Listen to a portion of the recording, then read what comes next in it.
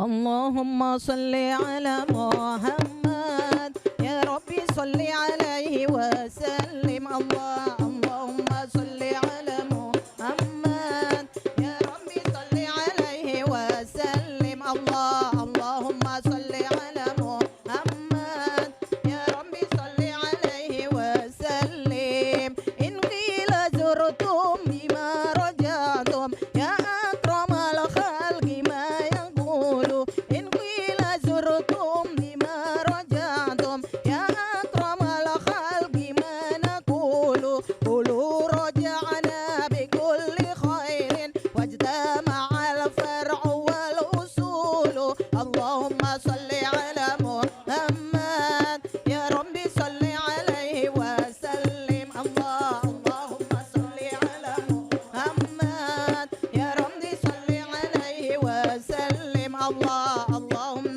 صل على محمد يا ربي صل عليه وسلم لولاك يا زينة الوجود ما طاب عيشي ولا وجودي لولاك يا زينة الوجود ما طاب عيشي ولا وجودي قلبي رددنا في صلاتي ولا ركوعي ولا سجودي اللهم صل على محمد يا ربي صل عليه وسلم اللهم صل على محمد صل عليه وسلم اللهم صل على محمد يا ربي صل عليه وسلم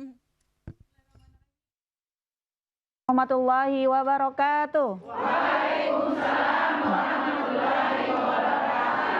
Rasulullah Shallallahu Alaihi Wasallam bersabda, as-salatu imaduddin, faman aqamaha faqad aqamaddin, wa man tarakaha faqad hadamaddin. Yang artinya salat adalah tiang agama. Barang siapa yang mendirikan salat maka sungguh ia telah mengokohkan agama, dan barang siapa yang meninggalkan salat maka sungguh ia telah merobohkan agama. Namun pada kenyataannya banyak orang yang lalai menjalankan salat, bahkan meninggalkannya karena alasan kesibukan. Lantas bagaimana Islam memandang?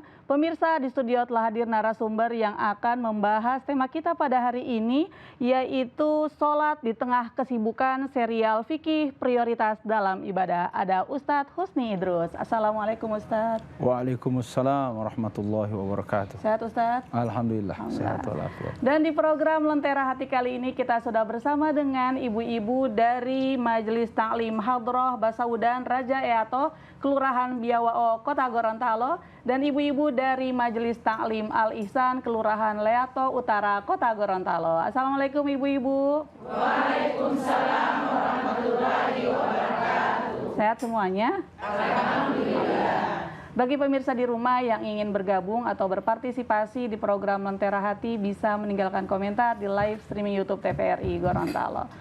Ustadz, tema kita pada hari ini terkait ibadah yang kita lakukan sehari-hari Ustadz, sholat. Nah, makna sholat atau urgensi sholat itu apa Ustadz? Tafadhol. Baik, bismillahirrahmanirrahim. Alhamdulillahi rabbil alamin. Wassalatu wassalamu ala sayyidina wa habibina rasulillah wa ala alihi wa ashabihi ajma'in wa man tabi'ahum bi ihsanin ila yaumiddin, thumma amma ba'd. Para pemirsa di rumah dan seluruh ibu-ibu majelis taklim yang hari ini lengkap dengan baret-baretnya, cantik, menawan, ayu dan indah. Insya Allah cantiknya wajah sama dengan cantiknya hati. Amin. Amin. Amin ya rabbal alamin. Kita akan berdiskusi dengan tema yang sangat menarik, yaitu tentang sholat. Pertanyaan pertama yang disampaikan ke saya, bagaimana urgensi sholat itu, pentingnya ibadah yang satu ini dalam Islam? Jawabannya adalah, ibu kalau melihat Al-Quran, tulisan sholat itu berbeda dengan tulisan yang kita tulis biasa. Kata sholat itu ada alif, kemudian lam, kemudian shod, kemudian lam alif, baru kemudian waw, baru kemudian ta marbuthah. Itu namanya tulisan Rasam Utsmani. Rasam Utsmani itu adalah tulisan yang disepakati di zaman Sayyidina Utsman karena memiliki keutamaan dan fadilahnya. Mana yang menarik? Seharusnya ibu-ibu sekalian, kalau menulis kata solat dalam bahasa Arab, huruf yang berbaris fathah, saksinya seharusnya alif. Huruf yang berbaris fathah, saksinya harus alif. Sama dengan qala. Berarti sesudah qa huruf Alif. alif. Huruf yang berbaris kasra, maka saksinya adalah ya. Qila. Ya, yang ketiga huruf yang berbaris dhamma, maka saksinya adalah waw. Qulu. Di solat, ya, di solat sesudah kata sola seharusnya ada alif, sekalipun ada barisnya di atas. Tapi tiba-tiba sesudah ada baris fathah ada waw. Pertanyaannya, kenapa ada waw? Tulisan itu sama dengan tulisan zakat. Ya, zakat juga zai kaf, kemudian sesudah kaf waw. Seharusnya waw itu menjadi saksi huruf yang berbaris dhamma, tapi ternyata ini tidak. Maka ulama tafsir mengatakan tulisan solat ada ketambahan waw dalam Rasam Utsmani. Waw di sini disebut dengan waw li ta'zim bi qadri salah. Waw yang menunjukkan bahwa ibadah ini adalah ibadah yang sangat bernilai. Sangat agung. Yang ibadah yang sangat agung, ibadah yang sangat besar, seolah bahwa semua ibadah selain daripada solat itu tidak akan terterima kecuali solat kita terjaga dengan baik dan benar. In salahat salatuhu salaha sairu amali, wa in fasadat fasada sairu amali. Kalau solatnya terjaga, maka semua akan terterima. Tapi wa in fasadat salatuhu, tapi kalau solatnya itu rusak, maka rusak semua amalannya. Sehingga Islam datang dengan hadis yang dibacakan oleh Ummi tadi, as-salatu imaduddin. Solat itu adalah tiang agama. Faman aqamaha, siapa yang melaksanakan solatnya, aqamaddin, berarti dia yang mempertahankan tiang agama itu. Wa man tarakaha, barang siapa yang meninggalkannya, faqad hadamaddin, maka sesungguhnya dia telah merobohkan agama. Ibu tahu di mana ada bangunan yang kemudian ternyata bangunan itu tidak ada tiangnya. Ya. Hanya ada satu bangunan yang tidak ada tiangnya, itulah bangunan langit. Bi ghairi amadin tarawnaha. Ketika dilihat langit yang kita lihat sekarang ini, bi ghairi amadin, tanpa ada penyangga, tarawnaha, ketika kamu melihat. Kalau pakai mata kita tidak melihat, tapi penyangganya ada di mata Allah Subhanahu wa taala. Selain itu rumah harus ada penyangganya. Masjid saja ada yang bikin penyangga atau tiangnya ada 4. Abu Bakar, Umar, Utsman, Ali. Ada yang rata, tiangnya nanti di dinding-dinding, di cornya itu, ya, di badan utama bangunan itu. Tapi semuanya, mau 4, mau 2 tidak kelihatan tiangnya, pasti ada tiangnya. Betul. Maka bangunan yang tidak ada tiangnya, maka pasti bangunan itu adalah rapuh dan segera kalau mau dibuat, maka segera dia akan runtuh. Agama juga begitu. Dari sekian banyak syariat, ada zakat, ada puasa, ada haji, ada umroh, semua akan rusak jika bangunan keislaman kita ini tidak dibangun atas dasar bangunan solat. Maka as-salatu imaddin, solat itu adalah bangunan dalam agama Islam ini. Saya kira itu pengantar, biar saya memprovokasi ibu, tapi saya bukan provokator, ya, untuk kita sama-sama dialogkan.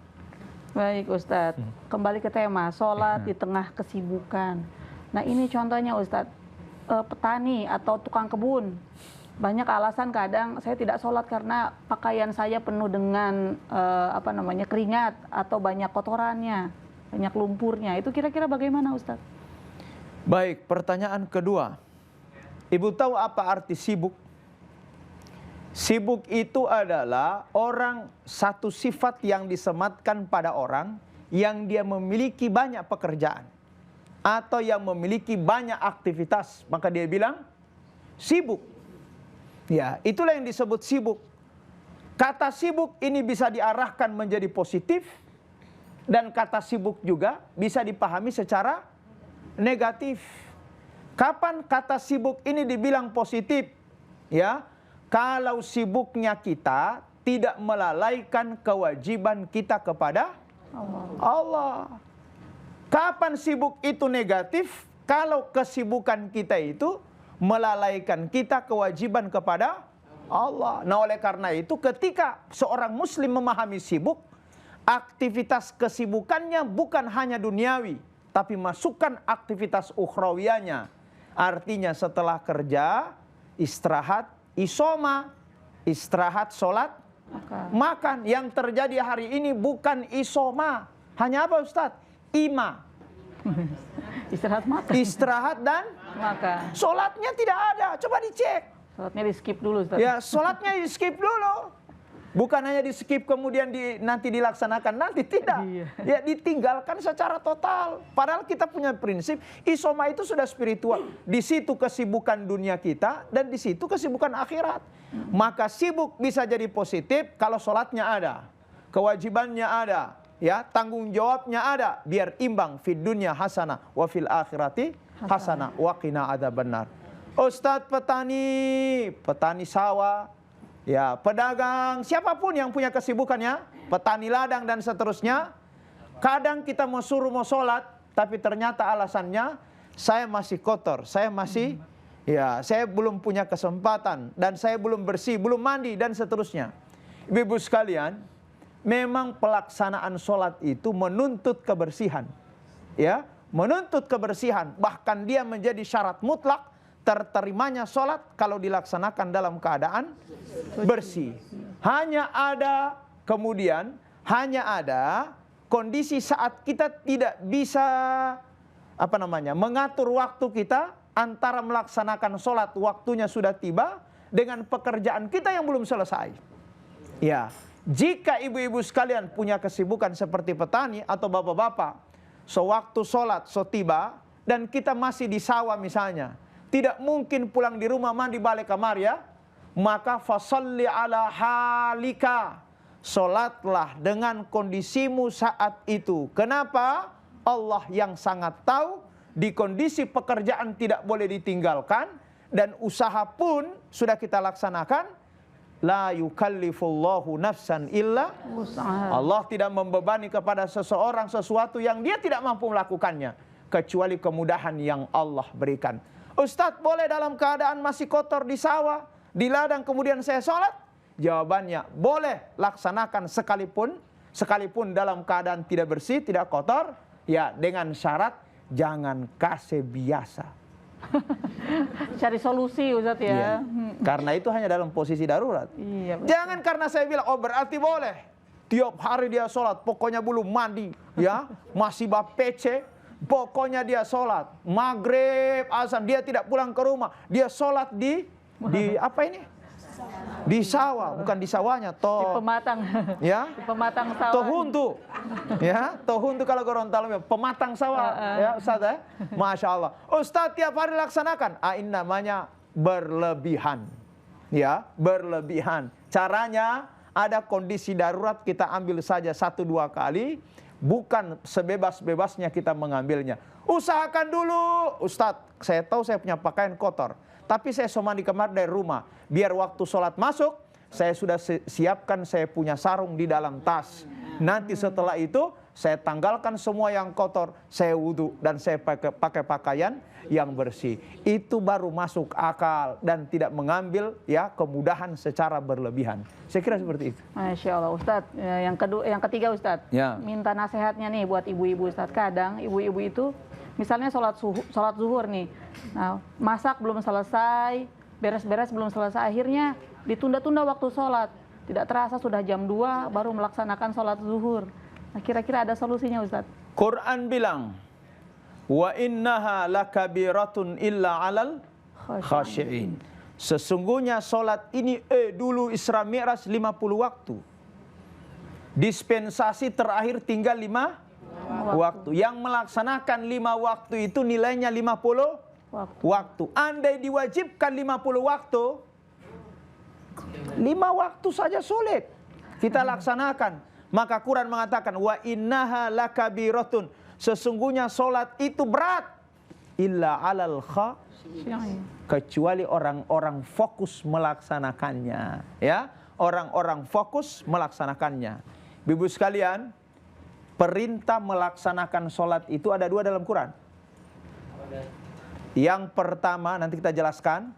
Yang pertama aqimis shalah, solat didirikan.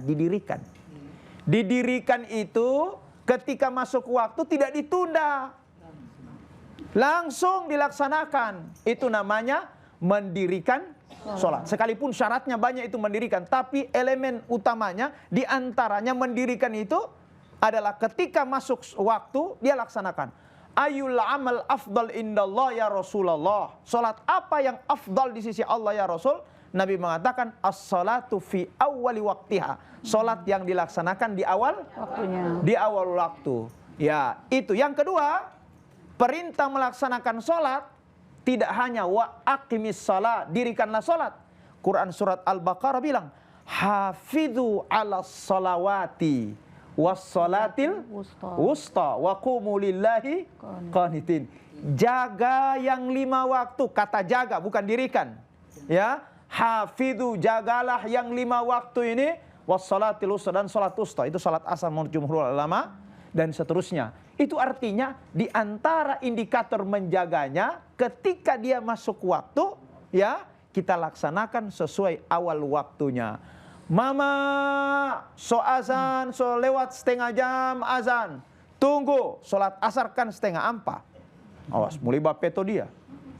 Ya, mama so jam 2 masih sholat asar kan 3:30, ini masih jam 2.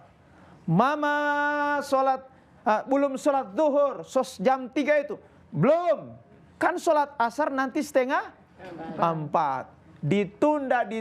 Ditunda. Bu, semakin sholat ini ditunda, sekali dia ditunda 1 kali misalnya, maka semakin berat untuk dilaksanakan. Masya Allah. Tapi semakin kita mudahkan kita laksanakan itu, maka semakin ringan kita untuk melaksanakannya. Bu, sholat itu adalah hak Allah untuk disembah dan kewajiban kita untuk menyembah. Ustadz, dari dulu saya ingin dapat rumah baru. Dari dulu saya ini suka ada kolam renang di belakang rumah. Dari dulu saya mau haji. Dari dulu saya cita-cita mau umroh. Dari dulu. Semua cita-cita. Tapi sampai hari ini tidak dikabulkan. Jawabannya, lihat sholat Anda. Sholat ditunda. Jangan cari di mana kalau kebutuhan kita juga ditunda oleh betul, Masya. Nah, oleh karena itu harus imbang. Jangan buat orang pemau yang kita orang paksa sama Tuhan, sementara maunya Tuhan tidak pernah kita laksanakan. Itu namanya egois. Berarti paksa Ustadz ya, biarpun pekerjaan belum selesai. Jadi begini caranya, bukan mengurangi pekerjaannya. Apapun pekerjaan, ibu-ibu sekalian, rencanakan bahwa pekerjaan tidak mengganggu sholat. Ya, kalau ibu mau bikin begitu, sholat terjaga, pekerjaan terjaga. Kalau sama saya bikin acara pagi, undangan Gorontaloan, undang Yolo jam 9, menakmai jam 10 ibu-ibu. Ya, jam 10 itu behi huloa, baru masih ada dudu. Acara 10:30, berhenti nanti 10:30. Tak lewat jam 12 atau 10:30 untuk sholat. Caranya kalau sama saya, acara yang seharusnya 8, saya undang jam 7. Masya Allah. Iya, sudah harus mau dibikin begitu. Biar orang datang 8:30, mulai jam 9, berhenti 11:30. Selesai bubar, so makan. Kemudian setelah sholat, habis sholat makan. Terjadi isoma, istirahat, sholat. Ini mau bikin, ya, uulunga top ulita lo adati. Kan kenyataan, Bu. Akad nikah 2:30, sengaja dibikin 2:30. Setengah jam setelah itu asar. Waktu asar, la haula, tidak ada yang mau berdiri. Tidak ada yang mau berdiri. Di mana falsafah hidup kita? Ya, adat bersendikan syarak, syarak bersendikan kitabullah. Ya, di atas adat itu kitabullah, jangan dibalik. Adat bersendikan syarak, syarak bersendikan adat. Atau tibawa Quran wa hadisan itu. Adat bersendikan syarak, syarak bersendikan kitabullah. Ustadz mau undang acara ceramah, sama dengan Ustadz diundang acara 7 hari. Jam berapa Ibu ya? Habis maghrib 6:30. Sering begitu Ustaz ya. La haula wala quwata illa billahil aliyil azim. Mulai doa jam 7 azan tidak ada yang berdiri. Bu, jika ada pekerjaan yang sifatnya sunnah, ini sunnah, atau pekerjaan yang sifatnya hanya mubah, pekerjaan yang biasa kadang dia tidak mau berpahala, atau yang mau berpahala dia tidak wajib, hanya sunnah. Jika dia melanggar hal-hal yang menjadi kewajiban, maka yang sunnah dan yang mubah ditolak oleh Allah Subhanahu wa ta'ala. Kenapa? Yang tersinggung Allah, ya, yang mereka lakukan hanya yang sunnah dan mereka kemudian tidak melaksanakan yang wajib. Caranya yang wajib dijaga dan kesempurnaan yang wajib harus disempurnakan dengan yang sunnah. Masya Allah, Ustaz. Kira-kira Adit, kita harus jeda sejenak. Okay. Pemirsa, saat lagi kita akan kembali. Jangan kemana-mana, tetap di program Lentera Hati. Alhamdulillah, damai di hati.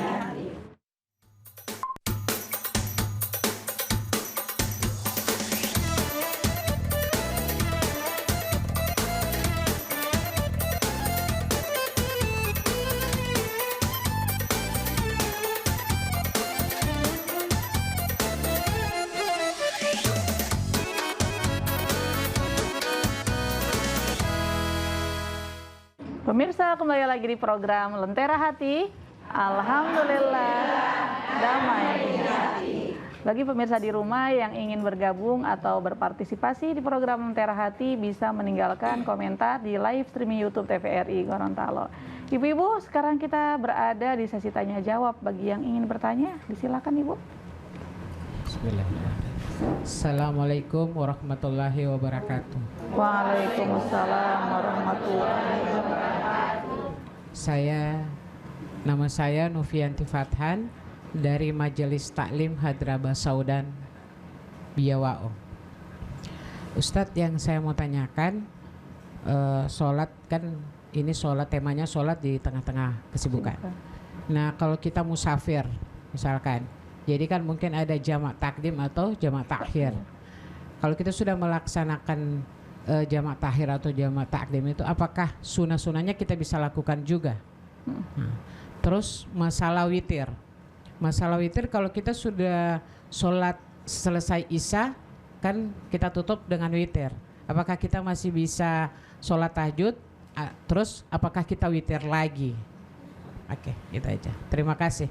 Wabillahi taufiq wal hidayah. Assalamualaikum warahmatullahi wabarakatuh. Waalaikumsalam warahmatullahi wabarakatuh. Masya Allah, ada 3 pertanyaan Ustadz dari Ibu Novianti Fathan. Yang pertama, ketika kita melaksanakan sholat jamak, takhir dan takdim, apakah sunnah-sunnahnya tetap dilaksanakan Ustadz? ada 2 pendapat para ulama dan boleh dipilih. Pendapat pertama, bagi yang melaksanakan sholat jamak baik takdim maupun takhir, tidak berlaku baginya sholat sunnah rawatib yang mendahului dia. Rawatib itu yang mendahului qabliyah dan ba'diyah, dan yang lain masih berlaku, tahiyatul masjid dan seterusnya. Dengan logika, alasan bahwa yang ampas saja dikurangi, kenapa masih mau tambah? Gitu? Maka disitulah innallaha yuridu ayyatasaddaq fakhudha. Allah mau kasih toleransi sama kalian, ambillah toleransi itu. Tapi tidak sendiri, ada ulama bilang, bahwa tetap masih disunnahkan mengambil rawatib yang mengikuti sholat wajib baik qabliyah dan ba'diyah selama tidak ada beban berat ketika kita laksanakan. Ya, Ibu naik di pesawat dengan naik di oto, naik di roda paguyaman itu beda. Ya, mana yang paling berat? Naik di roda atau naik di oto apalagi sopirnya tidak mau berhenti dan seterusnya. Ibu masih melaksanakan qabliyah di kondisi saat seperti itu. Beda lagi kalau ibu lakukan perjalanan itu di pesawat. Ya, sampai ke sana di bandara, kesempatan masih ada. Maka oleh para ulama yang kedua masih dibolehkan untuk melaksanakan rawatib qabliyah maupun ba'diyah. Yang memiliki qabliyah dan yang memiliki ba'diyah. Yang tidak ada qabliyah ba'diyah, jangan mau jago-jago. Ya, karena ketentuannya ada. Baik, pertanyaan kedua Ustadz terkait sholat witir. Sholat witir, kata Nabi SAW itu, ij'alu, jadikan akhir sholatmu itu dengan witir. Sholat witir itu adalah sholat di malam hari, tidak boleh dilaksanakan di siang hari. Satu. Yang kedua, sholat witir itu adalah penutup sholat sunnah malam. Ya, sholat sunnah malam. Kalau dia penutup, tidak mungkin dia di awal. Karena di awal itu untuk memulai sholat sunnah, ada sholat namanya 2 rakaat iftitah. 2 rakaat iftitah itu 2 rakaat pembuka. Di kota Gorontalo baru satu masjid yang mengamalkan 2 rakaat iftitah sebelum taraweh. Tanpa menyebut masjidnya. Ya, nanti baku WA. Berikut berarti kalau dia adalah penutup dari sholat malam, tidak mungkin dia di awal. Ya. Dan tidak mungkin juga dia di tengah. Maka sholatnya di akhir. Kecuali Imam Syafi'i bilang, apabila kamu takut tidak mau kebangun lagi. Oke, ada ibu, tunggu. Jika kalian khawatir, Ustadz saya capek dari kantor, Ustadz saya capek bamasa 1 hari kerja di dapur, suka sekali mau sholat tahajud 2:30, 3:30, tapi karena capek saya khawatir witir saya tidak mau kebangun dan tidak sholat witir. Maka Imam Syafi'i mengatakan boleh sholat witir ditakdim, ya, diawalkan waktunya. Sesudah sholat isya, ibu sholat sunnah 2 rakaat, misalnya sholat sunnah apa saja toh? Kemudian ibu tutup dengan witir. Sesudah witir, ibu tertidur. Ustadz ternyata Jailatul Huwatiyah. Lo bangumai 2:30, ternyata saya bangun 2:30. Saya mau sholat qiyamul lail atau sholat tahajud. Apa mau witir lagi? Maka Nabi mengatakan, la witrani fil lailah. Tidak ada 2 witir dalam 1 malam. Ya. Tidak ada 2 witir dalam 1 malam. Berarti setelah ibu bangun silakan tahajud. Ustadz saya tutup tadi habis isya. Iya, itu darurat. Ya, laksanakan qiyamul lail atau tahajud tanpa witir. Ya, boleh begitu? Boleh didahulukan witir karena takut ngantuk tidak mau kebangun? Boleh, boleh, boleh. Yang penting jangan kasih Biasa.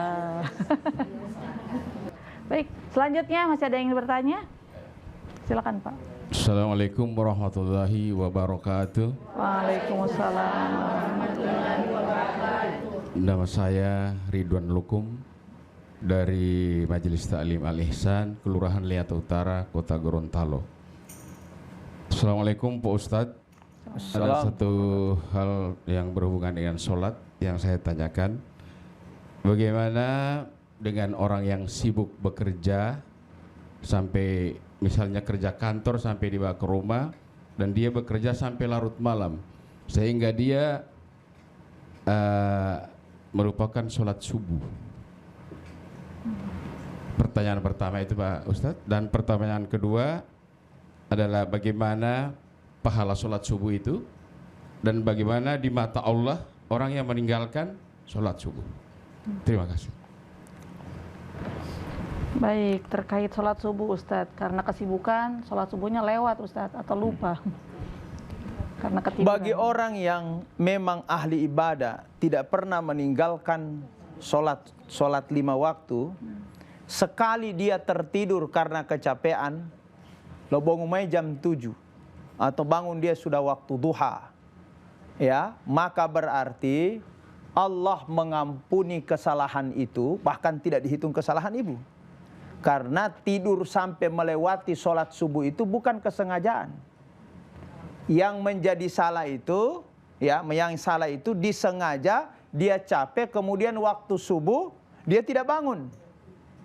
Ya, atau dia sengaja dia capek biar tidak melaksanakan sholat subuh, maka itu dosa besar. Tapi kalau dia ahli ibadah, dia sibuk dan rutinitasnya, sampai malam dia tertidur, ternyata bangunnya dia melewati sholat subuh, maka fasalli idza dzakaraha, laksanakan sholat subuhnya itu sekalipun bukan di waktu subuhnya, maka boleh. yang tidak boleh disengajakan, apalagi orang yang bukan ibadah. Orang yang bukan ibadah itu, dia sibuk dengan dunianya, lewat subuh saja dia tidak pikirkan. Dia tidak pernah merasa bahwa itu dosa besar. Tarikus shalah, meninggalkan dosa dengan sengaja, meninggalkan sholat dengan sengaja, bukan hanya dosa kecil, tapi dia dosa besar. Tidak butuh istighfar, tapi butuh istighfar dengan taubatan nasuha. Ya ayyuhalladzina amanu tubu ilallahi taubatan nasuha. Tapi kalau ahli ibadah, sekali dia melakukan kesalahan dan itu dia tidak sengajakan, idza nasiya ahadukumus shalah, apabila kamu tertidur atau apabila kamu lupa melaksanakan sholat, falyusalliha idza dzakaraha, maka lakukan sholat itu saat kamu bangun. Ustadz bangun jam 7, bangun jam 8, ya pada saat bangun itu sudah bisa melaksanakan sholat. Itu namanya sholat qada, ya namanya sholat qada. Ada namanya sholat ada. Sholat ada itu dilaksanakan di waktunya, adaan, ya. Kemudian ada yang disebut dengan yang kedua, bukan adaan tapi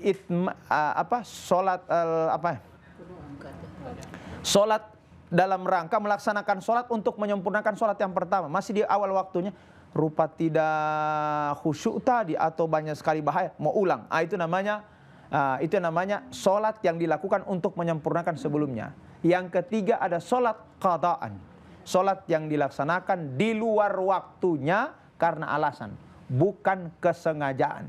Jika juga sengaja, wajib dia qada. Seperti itu. Baik, pertanyaan berikutnya Ustadz. Pahala sholat subuh dan ancaman bagi yang tidak mengerjakannya Ustadz. Sholat subuh itu sama dengan sholat-sholat yang lain. Hanya sedikit ada keistimewaan sholat subuh, ya. Ya, awas. Sholat subuh itu dia punya paket, sholat subuh punya paket dengan rawatib. Bagi yang melaksanakan sholat subuh dan dia awali dengan 2 rakaat fajar, maka Nabi bilang rakaat al-fajri khairum minad dunya wa ma fiha. Yang melaksanakan 2 rakaat sebelum fajar, yang oleh para ulama itulah yang disebut dengan qabliyah subuh, maka nilai qabliyah subuhnya itu khairum minad dunya wa ma fiha, lebih baik dari dunia dan segala isinya. Itu paket. Jika 2 rakaat qabliyah saja nilainya tidak bisa dibandingi dengan dunia dan segala isinya, bagaimana kalau dan subuhnya 1 kali? Betul. Jamal itu para kololo, ya. Sudah dalam tabiat subuh, tidak usah sholat subuh. Soal bayang 2 rakaat qabliyah, DP pahala lebih besar? Tidak boleh begitu. 2 rakaat yang sunnah, jika melalaikan yang wajib, maka apapun fadilah dari 2 rakaat tidak diterima oleh Allah Subhanahu wa ta'ala. Berikut ketika melaksanakan sholat subuh, inna Qur'anal fajri kana masyhuda. Sampai Quran mengatakan malaikat semua hadir hanya momen di waktu subuh mendengarkan bacaan imam atau orang-orang yang melaksanakan sholat di subuh hari. Inna Qur'anal fajri kana masyhuda. Tidak disebut di sholat yang lain, khusus, ya, di sholat subuh itu. Nah, oleh karena itu, bangunlah kita melaksanakan sholat subuh dan jagalah sholat subuh itu sebagaimana sholat-sholat lainnya. Ustadz, kalau seandainya telat nih jam 5 lewat 15 baru bangun, tapi kita terbiasa melaksanakan sholat qobliyah subuh, langsung sholat subuh atau tetap qobliyah Ustadz? Ya, berlaku qobliyah, masih berlaku qobliyah. Ya, sesuai dengan hadis Rasulullah Sallallahu Alaihi Wasallam, Rasulullah berjalan safar bersama sahabat, akhirnya dia tertidur. Tiba bangun semua sahabat dalam satu perjalanan, Nabi lihat posisi matahari syuruk. Tidak boleh sholat di syuruk. Tidak boleh sholat di syuruk. Posisi matahari terbit kurang lebih 25 menit Bapak Ibu, tidak bisa melaksanakan sholat di posisi syuruk. Ustadz, ada 2 rakaat syuruk. 2 rakaat syuruk itu dilaksanakan awal duha. Dilaksanakan sesudah syuruk. Jadi kalau di kalender Kementerian Agama ada fajar, subuh, sesudah subuh, syuruk. Syuruk itu yang matahari terbit, tidak boleh melaksanakan. Ada 3 waktu kan dilarang. Tidak boleh posisi matahari terbit, tidak boleh pada saat di atas kepala, kecuali dia condong, itu zuhur. Dan tidak boleh pada saat dia matahari terbenam. Kenapa ya Rasulullah? Baina qarnai syaitan. Karena posisi syuruk dengan ghurub itu dia terbenam berada di 2 tanduk syaitan. So, itu orang Gorontalo bilang, jangan jalan-jalan di waktu sore. Kenapa nenek? Ada setan.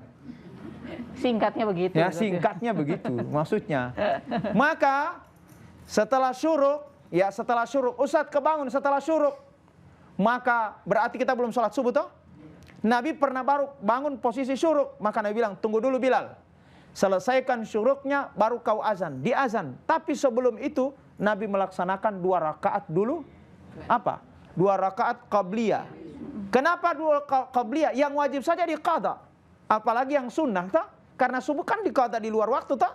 Ya, maka yang mengikuti sholat subuhnya diambil langsung sekalian oleh Nabi SAW.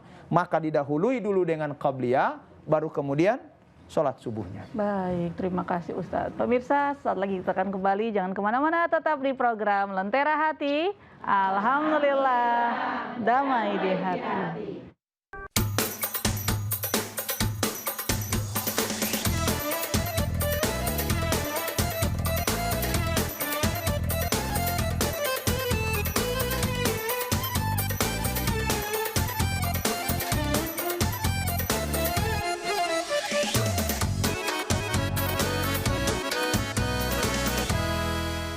Kembali lagi di program Lentera Hati. Alhamdulillah, damai di hati. Ibu-ibu, kita masih berada di sesi tanya jawab. Lagi yang ingin bertanya disilahkan. Silakan Ibu. Assalamualaikum warahmatullahi wabarakatuh. Assalamualaikum. Saya Yopi Abbas dari Majelis Taklim Hadra Saudan, Jalan Raja Eato. Terima kasih Pak Ustadz, seperti apa yang dijelaskan tadi. Untuk memaksimalkan sholat kita, yang pertama itu adalah mendirikan dan menjaga. Mendirikan dan menjaga. Kita lihat Pak Ustadz, yang lagi tren sekarang dan paling banyak itu juga ibu-ibu, ya. Karena kalimat itu ataupun kita menjaga sholat di waktu yang tepat atau di awal waktu, sehingga kalau kita pergi ke satu acara sudah ambil air wudhu duluan, ya, untuk persiapan biar tidak lagi sibuk-sibuk. Tapi pas di acara itu kita sudah tahu bahwa acara ini sampai di sana nyanyi-nyanyi, goyang-goyang dan sebagainya. Ya, pertanyaannya, ketika tiba waktu sholat, ada langsung yang berdiri. Tunggu, kita mau sholat dulu. Ambil air sambain di mana? Sudah, kita sholat. Nah, pulang kamari. Nah, sekarang pertanyaannya begini Pak Ustadz. Bagaimana wudhu itu? Karena kegiatan yang kita lakukan sebelum sholat itu kegiatan yang bernyanyi-nyanyi. Sedangkan bagi kaum perempuan, bernyanyi-nyanyi di depan orang banyak, bahkan itu sepertinya iya. Jadi wudhunya itu bagaimana Pak Ustadz? Terima kasih. Pak Ustadz, langsung saja ke jawabannya. Al-kalimatut thayyibah fi al-kalimatut thayyibah fil makanil fadil. Sebuah kebaikan itu seharusnya ditempatkan di tempat juga yang baik. Tidak boleh ada kata yang baik baru ternyata tempatnya tidak baik. Mau tahu oile itu. Baru saat mau ambil orang pemangga dia bilang Bismillahirrahmanirrahim. Ya, ini tidak cocok. Ya, mencuri tapi pakai Bismillah. Seharusnya ya, kalimat yang baik berada di tempat yang betul. Ketika wudhu, Bismillahirrahmanirrahim. Kita sucikan muka, kita sucikan semua anggota tubuh. Persiapannya memang melaksanakan sholat. Sekalipun sholatnya itu masih belum masuk waktunya. Ibu baik atau tidak itu? Baik. Maka seharusnya sholat bukan hanya didirikan, tapi rangkaian paket sholat sudah harus dijaga. Ya, sudah harus dijaga. Maka ketika orang sudah wudhu, kemudian dia masih nyanyi-nyanyi, kemudian dia masih karaoke, kemudian dia masih TikTok, kemudian dia masih DJ dan seterusnya, batal sholat, batal wudhunya? Tidak batal, tapi sudah hukumnya makruh, ya, hukumnya makruh, tidak disukai lagi karena seolah hilang sakralitas daripada wudhu itu. Ya, Ustadz, boleh saya boleh barokah dulu baru mengaji? Awas. Boleh saya barokah dulu baru mengaji? Awas. Rokok ini digunakan oleh alat mulut dan ngaji pun menggunakan mulut. Keluar sama-sama. Bukan mengatakan rokok ini terserah yang menghukumi haram dan makruh, tidak. Tapi Al-Quran kalamullah seharusnya dia ditempatkan di posisi di alat yang suci. Di alat yang suci, sudah wudhu kita, ya, maka seharusnya tidak merokok lagi. Sudah suci kita, sudah berwudhu, seharusnya tidak mengkarlota lagi. Fatalio ngambil. Ya, seharusnya kalau sudah wudhu, tidak ada lagi gibah, tidak ada lagi fitnah, karena kita sudah di zona integritas, zona ibadah, tidak butuh lagi kepentingan-kepentingan yang lain. Maka rekomendasi saya, tajdidul wudu, ulang berwudu, ya, ulang berwudu biar niatnya lebih ikhlas karena Allah. Baik, solusinya tajdidul wudu, diulang wudunya Ibu. Selanjutnya, silakan Bapak. Assalamualaikum warahmatullahi wabarakatuh. Waalaikumsalam warahmatullahi wabarakatuh. Nama saya Aziz Barwadi dari Majelis Ta'lim Alisan Kelurahan Leato Utara.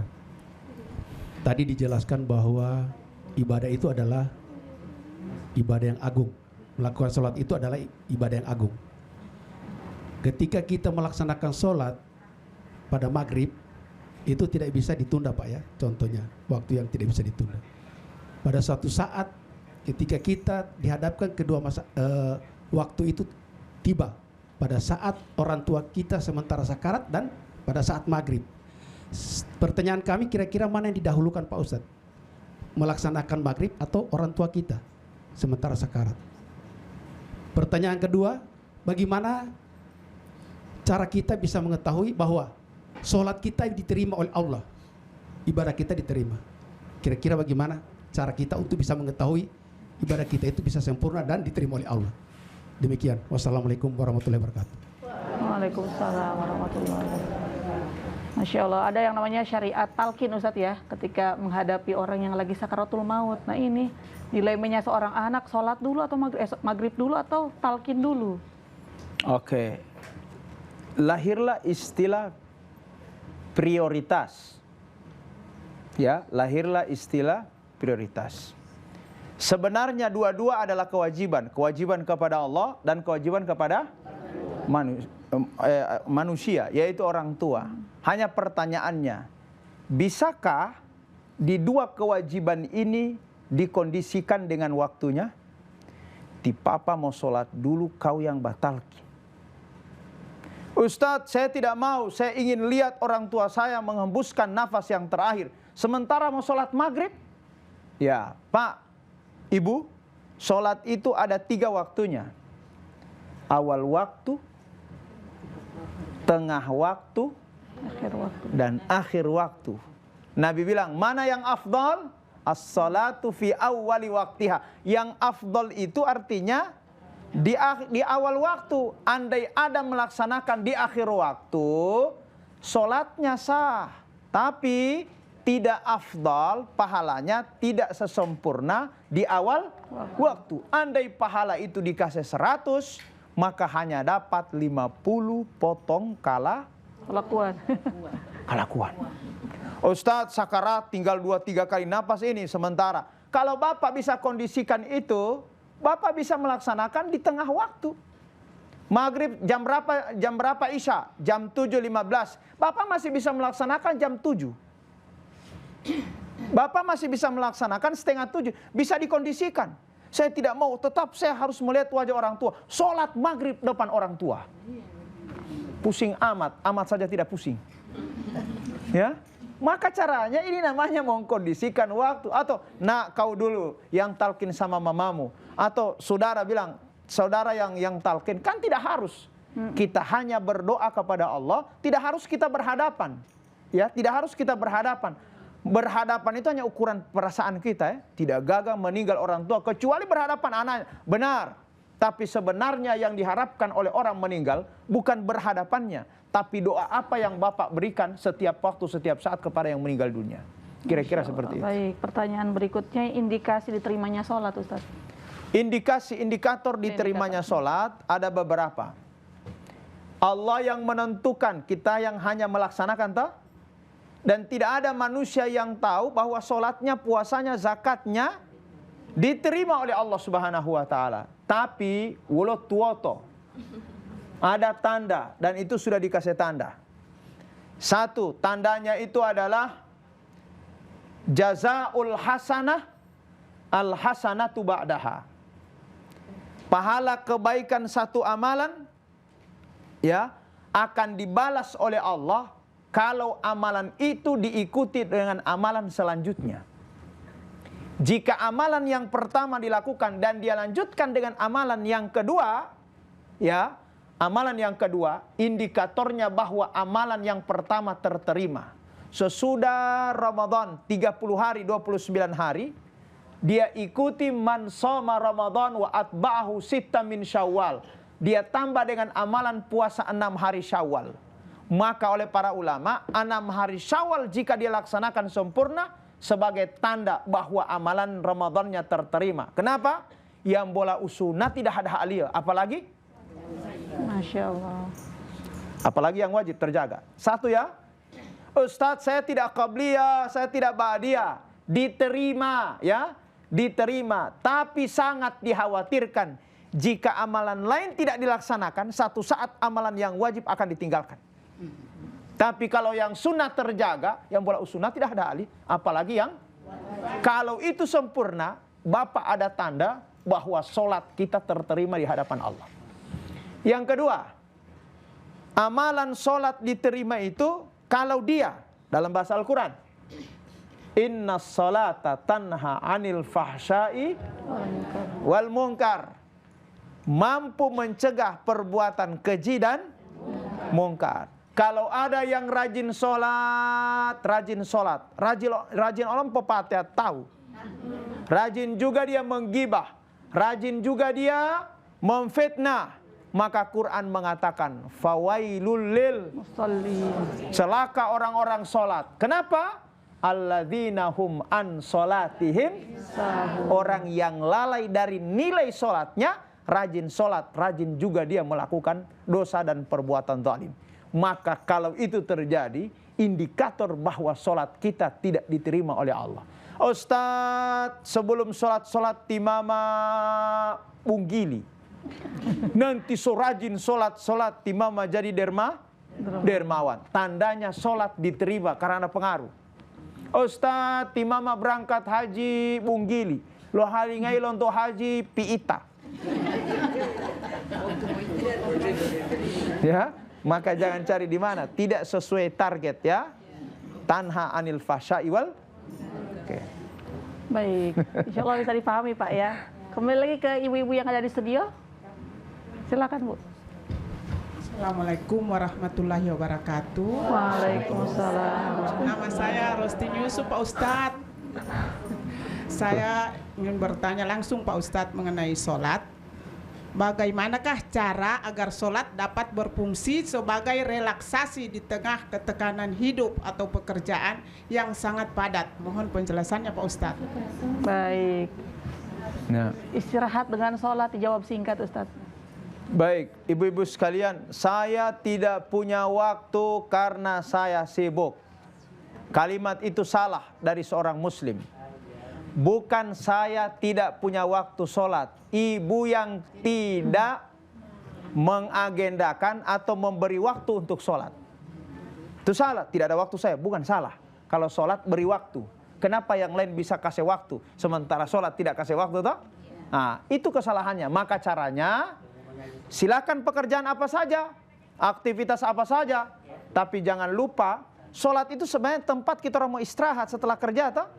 Dan aktivitas zuhur, so capek 6 jam kerja, istirahat di zuhur. Sebentar kita melaksanakan sholat. Balik lagi, asar sebelum ceklok. Sholat lagi asar. Ustadz capek sekali pulang di rumah. mandi, sholat maghrib. Ustaz capek sekali habis makan, habis cerita-cerita. Sholat isya, sebenarnya sholat itu memberikan ruang, kebebasan kepada kita untuk istirahat. Hanya sayangnya orang tidak mau istirahat dengan sholat, tapi hanya senang istirahat nonton. Baik, insya Allah bermanfaat Ibu. Ustadz, kita sudah berada di penghujung waktu, mohon menutupnya dengan doa Ustadz. Oh ya, terima kasih semuanya. Ya, ibu-ibu Majelis Ta'lim ternyata banyak yang saya kenal. Ya, insya Allah semua sehat walafiat. Ya, kita akan ketemu dengan Ramadan insya Allah ya. Oke, insya Allah kita akan puasa sama-sama. Amin.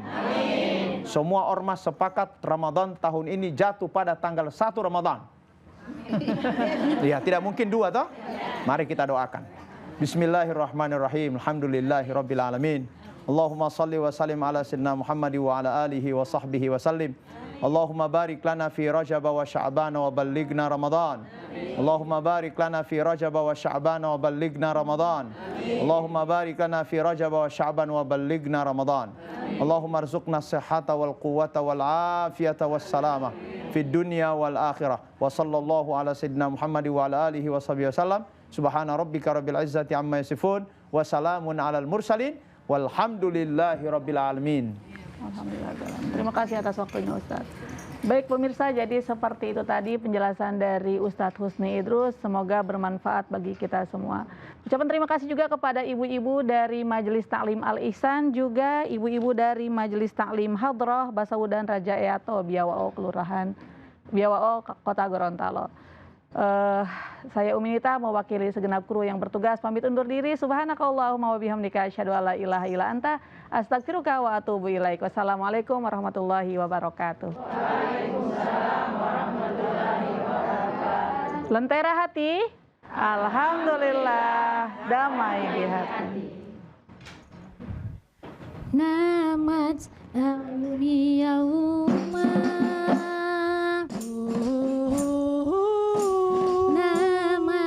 wal haninu